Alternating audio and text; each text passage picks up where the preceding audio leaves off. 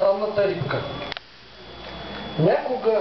Някога, много отдавна се е случила тази случка забавна.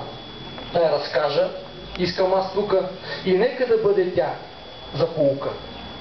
Живеели стари дядо и баба, и макар бедни, вкусен бил хляба.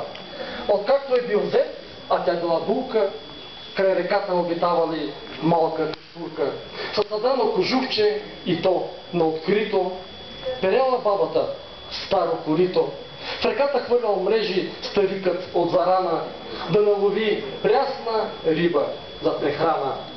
Така еднакви минавали дни и години, а старците нямали дори и роднини. Но веднъж на дядото за почуда голяма в мрежата странна рибка се хвана.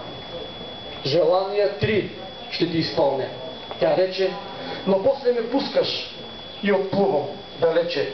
Добре помисли си и пак тук ела. Но не лъжи се, че съм била. Върнал се старецът вкъщи с улов богат този ден, а както никога бил притеснен. Какво да поиска? Взел да се чуди, въртели се в главата му идеите луди. Можел да иска всичко, що има на тая земя.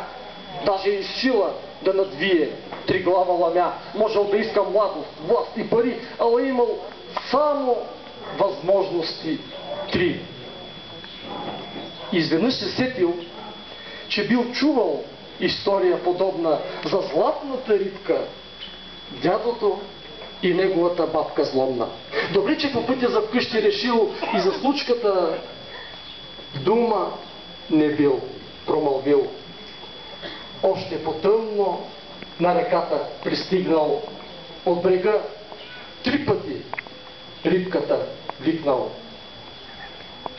Нищо не искал тя да му дава, ако може, казал, само бабата да е жива и здрава.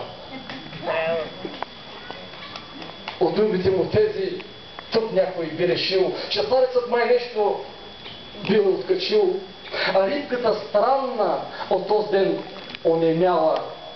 Такава любов друг път не видяла.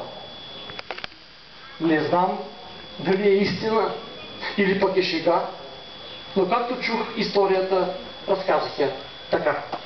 Браво, Олимпийц! Браво!